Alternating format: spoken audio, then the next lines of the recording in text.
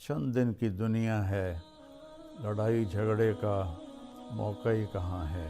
ہم اپنے دلوں کو صاف کر کے لڑے ہوئوں سے صلح کر لیں، معاف کر دیں۔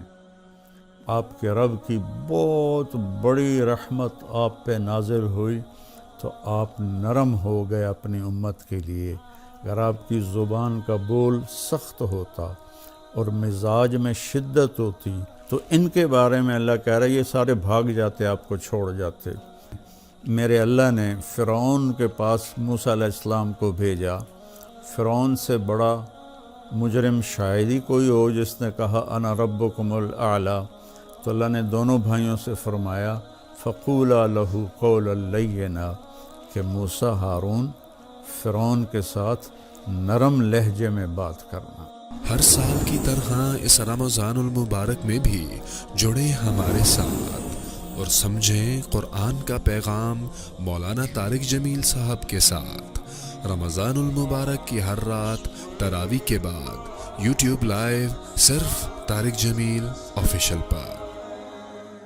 بسم اللہ الرحمن الرحیم، الصلاۃ والسلام علی رسولہ الکریم، اما بعد۔ میرے محترم بھائیوں بہنوں، عزیزوں، بچوں بچیوں، السلام علیکم ورحمۃ اللہ وبرکاتہ۔ رمضان المبارک کی آمد ہے، اس کے بارے میں چند گزارشات بہت عاجزی کے ساتھ پیش کرنی ہیں۔ رمضان روزہ بہت بڑا عمل ہے۔ اللہ تعالیٰ نے فرمایا کہ روزے کا بدلہ میں خود ہوں، اور ایک جگہ فرمایا کہ میرے نبی نے کہ کوئی جانتا ہی نہیں ہے کہ روزے کا ثواب اللہ نے کیا رکھا ہے۔ تو اللہ ہمیں توفیق دے روزے رکھنے کی۔ تو اس سے پہلے ہم اپنے دلوں کو صاف کر لیں۔ کسی کی نفرت ہے اس کو صاف کر دیں، بغض ہے، حسد ہے، کینہ ہے۔ کینہ ہوتا ہے کسی کو نقصان پہنچانے کی نیت، یہ بغض سے زیادہ بڑی چیز ہے۔ تو اس قسم کی جتنے بھی ہمارے دل میں منفی چیزیں ہیں، یہ ہم اللہ سے مانگ کے اپنے دل کو صاف کر دیں تاکہ ہمارے روزے قبول ہوں۔ اور خاص طور پر اگر ماں باپ کی نافرمانی ہے تو رمضان میں اس کی بخشش نہیں ہوتی۔ ماں باپ کے پاؤں پکڑ کے معافی مانگ لیں۔ اگر شراب کی عادت ہے تو شرابی کی بھی بخشش نہیں ہوتی، توبہ کر لے تو سب معاف ہے۔ تو اس سے بھی ہم توبہ کریں۔ اور رشتہ داروں سے برا سلوک ہے تو اس سے بھی ہم توبہ کریں اور ان سے ملیں، جا کر جھک جائیں۔ اور جھک جانے میں اللہ نے عزت رکھی ہے۔ اور کسی کے بارے میں دل میں کینہ ہے، یعنی اس کو نقصان پہنچانے کی نیت اور ارادہ ہے، اس سے بھی توبہ کریں تو انشاءاللہ ہمارے روزے اللہ کی بارگاہ میں قبول ہوں گے۔ آخری رات اللہ فرماتے ہیں کہ دن کے روزے اور رات کے قیام کی وجہ سے میں نے ان کے سارے گناہ معاف کر دیے۔ اور اللہ تعالیٰ نے ہر امت پہ روزہ فرض کیا ہے۔ ہمارے لیے روزہ آسان کیا ہے کہ ہمارے لیے سحری بھی ہے اور ہمارے لیے افطاری بھی ہے۔ تو اہتمام سے ہم ان روزے رکھیں اور کوشش کریں کہ پیٹ بھر کے نہ کھائیں تاکہ جسمانی فائدہ بھی ہو، روحانی فائدہ بھی ہو۔ اگر ایک مہینہ پورا ہم اس طرح روزہ رکھیں کہ ہمیں ظہر سے بھوک لگنی شروع ہو جائے تو پورے مہینے میں ہمارے جسم کے اندر جتنی بھی کثافتیں اور غلط چیزیں جمع ہیں وہ ساری دھل جاتی ہیں اور صاف ہو جاتی ہیں۔ تو رمضان کا مطلب ہے جل جانا، تو رمضان اور جل جانا اور روزہ، اس میں مناسبت یہ ہے کہ جوں جوں انسان روزے رکھتا چلا جاتا ہے اللہ اس کے گناہوں کو جلاتا جاتا ہے، یہاں تک کہ آخری رات اس کے سارے گناہ جلا کے اسے پاک اور صاف کر دیتا ہے۔ تو ہم اپنے دلوں کو صاف کر کے لڑے ہوئے سے صلح کر لیں، معاف کر دیں۔ چند دن کی دنیا ہے، لڑائی جھگڑے کا موقع ہی کہاں ہے، چند صبحیں ہیں، چند شامیں ہیں، بہت سی بیت گئیں، تھوڑی باقی ہیں۔ بہادر شاہ ظفر رحمۃ اللہ علیہ کا شعر ہے، ان حسرتوں سے کہہ دو کہیں اور جا بسیں، اتنی جگہ کہاں ہے دل داغدار میں۔ تو دل داغدار میں اللہ کی محبت اور اللہ کے رسول کی محبت اور اللہ کے بندوں سے محبت اپنائیں تاکہ ہمارا ہر عمل قبول ہو اور اللہ تعالی ہم سے راضی ہو۔ اور دوسری بات یہ ہے مالدار حضرات کے لیے کہ زکوٰۃ کا تو ضرور اہتمام فرمائیں، بہت غربت ہے اور بہت مہنگائی ہے، ہمارے گناہوں کی سزا ہے کہ مہنگائی کا عذاب ہے ہمارے اوپر۔ جو اللہ ہی ٹالے تو ٹالے، تو ہم سب اللہ کی بارگاہ میں توبہ کریں اور کھل کے مال خرچ کریں، زکوٰۃ بھی دیں، زکوٰۃ سے بڑھ کر بھی دیں، اور ڈھونڈ ڈھونڈ کر خاص طور پر ان لوگوں کو جو سوال نہیں کرتے اور گھر میں فاقہ ہے، انہیں تلاش کر کر کے ہم اپنا مال خرچ کریں کہ جو ہم نے خرچ کر دیا وہ ہمارا ہو گیا، جو ہم نے بچا کے جمع کر لیا وہ مرتے ہی پرایا ہو گیا، پتہ نہیں اولاد کا ہے یا کس کا ہے۔ تو زیادہ سے زیادہ اللہ کے نام پر مال خرچ کریں، غریبوں کو ان کو ڈھونڈ کر، مریضوں کو، روزہ رکھنے والے روزہ رکھ نہیں سکتے ان کو ان کی امداد کریں۔ ہماری فاؤنڈیشن بھی اس میں بہت اللہ کے فضل سے کام کر رہی ہے، تو ہمارا بھی کچھ تعاون فرمائیں فاؤنڈیشن کا، تو اللہ تعالیٰ آپ کے اس مال کو جہنم سے بچاؤ کا ذریعہ بنائے گا۔ تیسری بات یہ کرنی ہے کہ ایک اپنی زبان کو لگام دینا سیکھ لیں کہ اس زبان سے، میرے نبی نے حضرت معاذ ابن جبل سے فرمایا، معاذ الا انبئک بمیلاک ھذا کلہ، معاذ میں تمہیں لمبی چوڑی نصیحت فرمائی تھی کہ ساری نصیحت کا میں تمہیں خلاصہ بتاؤں؟ انہوں نے کہا اجل یا رسول اللہ، ضرور یا رسول اللہ۔ تو فأحوى بإصبعيه إلى لسانه، تو اپنی زبان کو باہر نکالا اور یوں کینچی بنائی اور اس کو یوں پکڑا،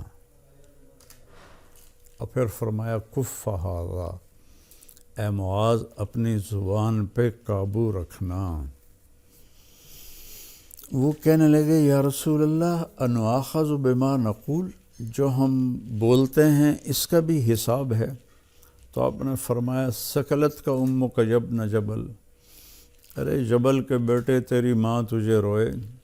وَهَلْ يَكُبُّ النَّاسَ فِي نَارِ جَهَنَّمَ إِلَّا حَصَائِدُ أَلْسِنَتِهِمْ، تمہیں پتہ ہے سب سے زیادہ جہنم میں دھکا دینے والی یہ زبان ہوگی، اس کا گندا بول، گالی گلوچ، غیبت، جھوٹ، بہتان، نفرت کے انداز میں بولنا، حقارت کے انداز میں بولنا، ملازموں کے ساتھ گالی گلوچ کرنا، آپس میں گالی گلوچ کرنا، اور خاص طور پر میں جو حضرات یوٹیوب پر بیٹھ کے دین کے درس دے رہے ہیں، ان کے آگے ہاتھ جوڑتا ہوں، اللہ کے واسطے اپنی زبان ٹھیک کرو، اپنی زبان ٹھیک کرو، اپنی زبان ٹھیک کرو۔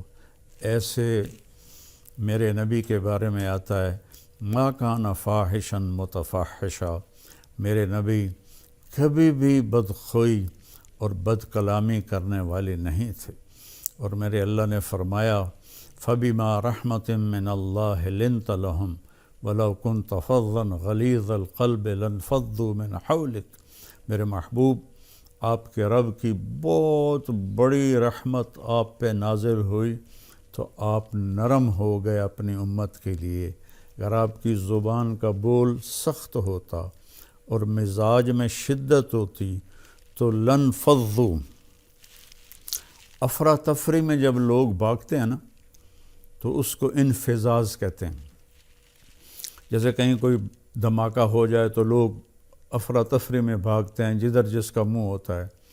تو اللہ تعالیٰ فرما رہے ہیں یہ صحابہ جن کے بارے میں اللہ نے کہا کُلًّا وعد اللہ الحسنی، میرے محبوب تیرے صحابہ کے لیے تیرے رب کا جنت کا وعدہ ہے، اور جن کے لیے حسنہ کا وعدہ ہے ان کے لیے دوسری آیت کہتی ہے ان الذین سبقت لہم من الحسنی اولئک عنہا مبعدون، جن کے لیے ہم نے حسنہ کا وعدہ کر دیا وہ جہنم سے بہت دور ہیں، لا یسمعون حسیسہا، وہ اس کی آہٹ بھی نہیں سنیں گے، وہم فی ما اشتہت انفسہم خالدون، اور وہ جنت کی من چاہی نعمتوں میں ہمیشہ کی زندگی گزاریں گے۔ یہ ٹائٹل، یہ اعزاز، یہ خوشخبری صرف میرے نبی کے صحابہ کے لیے، چاہے وہ مہاجرین سابقین اولین ہوں، چاہے وہ درمیان والے ہوں، چاہے وہ طلقاء ہوں جو مکہ پہ ایمان لائے فتح مکہ پر، سب کے لیے میرے اللہ نے جنت کا وعدہ فرمایا۔ تو ان کے بارے میں اللہ کہہ رہا ہے یہ سارے بھاگ جاتے آپ کو چھوڑ جاتے۔ تو بھائیو اکثر جو میں تو سنتا ہی نہیں ہوں، میرے سر میں درد رہتا ہے، لیکن کبھی کبھار کان میں پڑ جاتی ہے بات تو اتنا شدید لہجہ ہوتا ہے اور اتنا حقارت آمیز لہجہ ہوتا ہے اور اتنا نفرت سے بھرا ہوا ہوتا ہے، خاص طور پر مذہبی معاملات میں اور اختلافی مسائل میں اس قدر وہ آتش فشاں پہاڑ بن جاتے ہیں کہ ان کے منہ سے آگ نکلتی ہے۔ تو میرے نبی کی زندگی سیکھو کہ آپ نے کس طرح نرم رویے سے عرب کے سارے بت پرستوں کو رام کیا، اور اللہ تعالیٰ نے فرمایا کہ جاہد الکفار والمنافقین واغلظ علیہم، ان کے ساتھ آپ جہاد کریں، منافق اور کفار کے ساتھ، اور ان پر شدت اختیار کریں۔ لیکن آپ دیکھیں سیرت النبی میں کہ آپ نے عبداللہ بن ابی کو بھی کبھی برا نہیں فرمایا اور منافقین کو بھی کبھی برا نہیں فرمایا، اور آپ کی زبان سے کسی کے لیے دکھ بھرا بول نہیں نکلا۔ تو میں سارے بھائی بہنوں سے کہتا ہوں یہ وبا، یہ بلا ہمارے گھروں میں ہے، عورتوں میں ہے، مردوں میں ہے۔ صرف خطیبوں کی بات نہیں کر رہا، خطیب چونکہ ممبر پہ لوگوں کو خطاب کر رہا ہوتا ہے یا وہ یوٹیوب پہ لوگوں کو خطاب کر رہا ہوتا ہے، تو اس کی زبان میں اگر زہر ہو تو وہ کیا دین کا کام کر رہا ہے؟ وہ کوئی اور ہی کر رہا ہے، دین کا کام نہیں کر رہا ہے۔ میرے اللہ نے فرعون کے پاس موسیٰ علیہ السلام کو بھیجا۔ فرعون سے بڑا مجرم شاید ہی کوئی ہو جس نے کہا انا ربکم الاعلی۔ تو اللہ نے دونوں بھائیوں سے فرمایا فقولا لہ قولا لینا، کہ موسیٰ ہارون فرعون کے ساتھ نرم لہجے میں بات کرنا۔ آپ اپنے اختلاف کو ظاہر کریں، لیکن اوروں کے یہ نفرت کا بول اور حقارت کا بول یہ اللہ کے ہاں بالکل پسندیدہ نہیں، اور اس بول میں، اس لہجے میں بات کرنا یہ کوئی دین کی بات نہیں ہے، یہ نفس کی شرارت ہے۔ تو میری آپ سے گزارش ہے، میٹھا بول بولیں، اگلے کو عزت دیتے ہوئے اختلاف رائے کریں، نہ کہ نفرت و حقارت کے شعلے برساتی ہوئی زبان ہو اور اگلوں کا دل چیر کے رکھ دے۔ اور سارے گھر میں مستورات اور مرد سب سے کہتا ہوں کہ اپنی زبان کے بول کو میٹھا کر لیں، اپنے نوکروں نوکرانیوں کے ساتھ خاص طور پر درگزر اور نرمی کا معاملہ کریں، سختی کا معاملہ نہ کریں۔ ایک صحابی نے آ کر کہا، یا رسول اللہ، میرا خادم ہے، غلام، وہ غلط کام کرتا ہے تو میں اس کی پٹائی کرتا ہوں، تو اس کا کیا معاملہ ہوگا آخرت میں؟ آپ نے فرمایا، تیری پٹائی کو اور اس کی غلطی کو تولا جائے گا، اگر تیری پٹائی بڑھ گئی تو تو پکڑا جائے گا۔ اور تو وہ زار و قطار رونے لگے اور کہنے لگے، یا رسول اللہ، اس کا یہی علاج ہے کہ میں اسے آزاد کر دوں۔ تو انہوں نے اپنے غلام کو آزاد کر دیا۔ تو میری منت ہے، اپنے بچوں کے ساتھ کبھی طنز والا بول نہ بولیں، بیوی کے ساتھ کبھی طنزیہ بول نہ بولیں، طنز مار دیتا ہے، تانا مار دیتا ہے۔ اپنے خامند کے ساتھ کبھی طنزیہ بول نہ بولیں، ماں باپ کے ساتھ خاص طور پر کبھی ایسا بول نہ بولیں کہ ان کے آنسو نکل آئیں یا ان کا دل ٹوٹ جائے۔ ماں باپ کی فریاد سارا مقدر بگاڑ کے رکھ دیتی ہے، اور ماں باپ کی دعا بیڑے مقدر سنوار دیتی ہے، وہاں تک پہنچتی ہے جہاں کوئی شے بھی نہیں پہنچتی۔ اپنے بہن بھائی، اپنے دوست احباب سب کے ساتھ محبت بھری بات کریں۔ کبھی کوئی ہو جائے بول ایسا انسان ہے تو پھر فوراً معافی مانگ لیں، اس سے معافی مانگ لیں۔ میں قربان جاؤں، جنگ خندق میں جب شکست ہوئی پہلے تو صحابہ بھاگے، تو ایک صحابی کا پاؤں میرے نبی کے پاؤں پر آ گیا، تو وہ جوتا جنگ والا تھا، سخت، تاکہ تلوار اثر نہ کرے، تو آپ کے پاؤں پہ وہ اس کا پاؤں آیا تو آپ کو درد ہوا، تو آپ کے ہاتھ میں چھوٹی سی چھڑی تھی، آپ نے اس کو ایسے ماری اور کہا، اوجعتنی، تو نے مجھے تکلیف پہنچائی۔ چھوٹی سی چھڑی، انہوں نے زرہ پہنی ہوئی ہے، زرہ پر تو تلوار اثر نہیں کرتی، اس چھڑی نے کیا اثر کرنا تھا؟ تو اس صحابی نے وہ سن لیا کہ میرے نبی فرما رہے ہیں اوجعتنی، تو کہنے لگے، سارا دن ساری رات میں ڈرتا رہا کہ اب جبریل آئیں گے میری ہلاکت کا پیغام لے کر، اب جبریل آئیں گے میری سزا کا پیغام لے کر، تو ساری رات سوئے نہیں۔ فجر کے بعد اعلان ہوا، جس شخص کا پاؤں نبی کے پاؤں پر آیا تھا، وہ آ کے اللہ کے نبی سے ملاقات کر لے۔ تو وہ کہنے لگے، بس ہو گئی نا وہی بات جس کا مجھے ڈر تھا، اب دیکھو پتہ نہیں کیا عذاب کا فیصلہ ہوتا ہے۔ وہ کانپتے ہوئے ڈرتے ہوئے تشریف لائے، تو آپ اسے دیکھ کر مسکرائے اور فرمایا، میرے پیارے، کل میں نے تمہیں چھڑی مار دی تھی، میں اس کی آپ سے معافی مانگتا ہوں، اور یہ 100 اونٹ آپ کو اس کے بدلے میں ہدیہ کرتا ہوں۔ یہ میرے نبی کا معاملہ تھا۔ ہم لوگوں کے دل توڑ کر، کفر کے فتوے لگا کر، ایک دوسرے کو کافر کہہ کر، ہم ایسے اپنے غصے کی آگ میں جل بھن رہے ہوتے ہیں، تو ہماری بات کہاں اللہ کی بارگاہ میں قبول ہوگی؟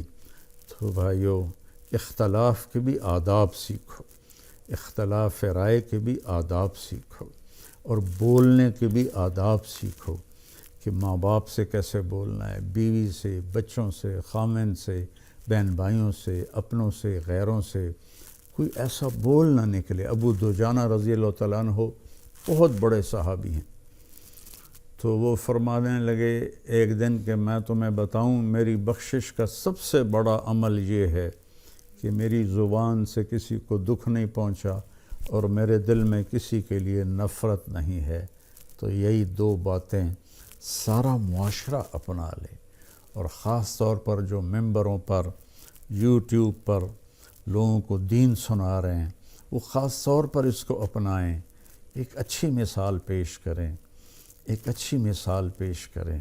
گالم گلوچ اور بد زبانی میرے اللہ کی بارگاہ میں ہرگز قبول نہیں ہے، اور کسی سے ناراض ہیں تو اس کو معاف کر دیں، کوئی آپ سے ناراض ہے تو اس سے جا کے معافی مانگ لیں، تو ہمارے روزے انشاءاللہ قبول ہو جائیں گے۔